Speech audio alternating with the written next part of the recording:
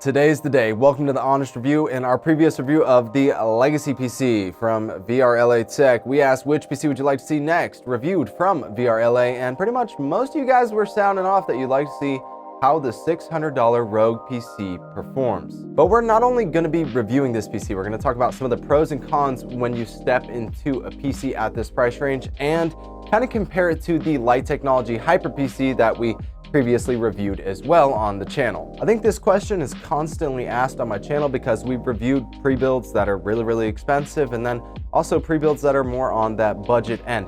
How much money do I need to spend if I'm just stepping into PC gaming to get a PC that's going to be reliable, upgradable, and give me the performance that I need? Real quick, let's run over everything that's inside of this Rogue PC by VRLA Tech. The CPU is an Intel i7 2600, 4 cores, 8 threads, 3.4 gigahertz clock speed. Motherboard's an Asus P8H61. The boot drive is an SSD 256 gigabyte by ADATA. The hard disk drive is a 7200 RPM high-speed 1 terabyte by Seagate Barracuda. We have 16 gigabytes of RAM. This is DDR3 by Patriot. The case is a DIY PC D3 RGB. This has 6 RGB fans in it, and it has plenty of room for growth. Of course, operating system is Windows 10, and the power supply is non-modular. It is 500 watt, 80 plus bronze, definitely name brand by EVGA. We have an EVGA GTX 1060. This is the single fan layout with 3 gigabytes of DDR5. Let's get straight into how this thing performs. Now, naturally, the frame rates that you're gonna get are gonna be dependent on your in-game settings.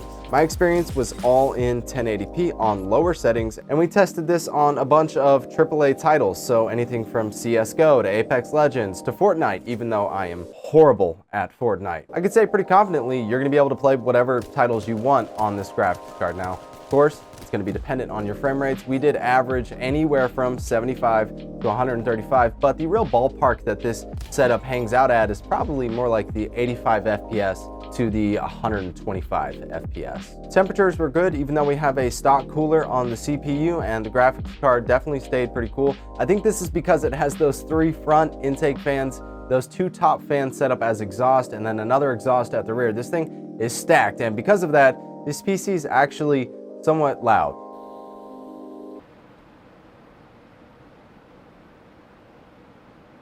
Yeah, so even though our temperatures were under control, our noise levels were definitely a little bit on the higher end. I mean, this is a $600 kind of budget pre-built PC, but it gets the job done, and I don't really expect it to have like top tier, very quiet, very efficient fans. CPU under full load on a stress test topped out pretty much at 80 degrees Celsius. And then on the graphics card side of things, the EVGA 1060 topped out at 79 degrees Celsius in our stress test. The question is undoubtedly going to get asked, do I prefer this PC over the $600 light Hyper PC that we reviewed? And the answer is undoubtedly yes. Reason being that they have better parts in the build itself, it has a better warranty, and you have more room to grow inside of the case. But, yeah, there's always a but.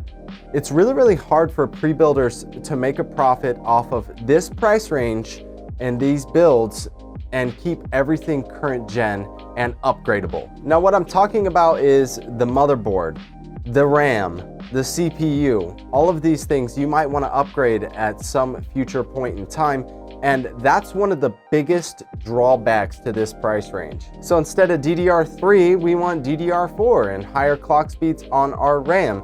We can't do that on this motherboard. And the motherboard itself doesn't have any USB 3.0, so if we have devices that require USB 3.0 connection, we're not going to be able to do that because the motherboard is previous gen. Same thing goes for the CPU and the socket that is installed on the CPU. If we want to upgrade to a more recent, more current, stronger CPU, we're not going to be able to do that without swapping out that motherboard. And there's always this argument in the chat, like I could go into PC Part Picker right now and build a $600 PC that's ready to go on current gen parts and upgradable for that price range. And yeah, that's if you're buying it yourself, assembling it yourself, and that's not what this is. Someone else has acquired all of those parts and materials, built it, put a warranty to it, and shipped it out to you ready to go. Open the box, plug it up, you're good to go, ready to game. And I really get that question all the time, like, hey, I'm getting my son his very first gaming PC, but I'm not trying to spend like $1,500 to $2,000 on his very first build and go overkill.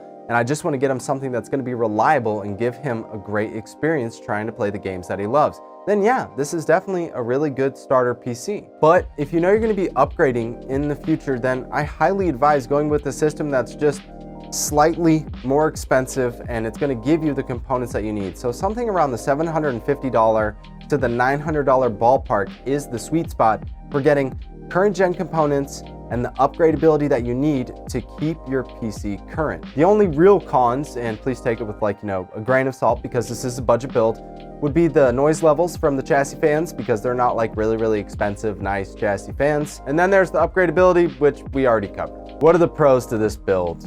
First off, it's built with name brand, high quality components. I like seeing good quality brand names inside of builds. That is very important. It can run any game that I throw at it, no problem, and it's warranty backed. And lastly, and pretty much most importantly, it's cheap. This is an affordable gaming PC. Now, like I do in all of our PC reviews, I like to add up all of the components, the average cost, all those parts, and see what it would cost me just to buy all of those parts and put this together myself. Of course, minus what a company would charge you for assembly. And we did that. And the price is right at $596. Now, do bear in mind, I did subtract the cost for those cable extensions that are in this chassis. Those are an add-on. They do cost a little bit extra, so I cut those out in our price configuration. That is it for me, guys. I hope that you enjoyed this honest review and some of the complications that are present in the budget PC world, especially at this price range. If you enjoyed this vid, don't forget to like the video, subscribe to the channel, share the content. It is greatly appreciated.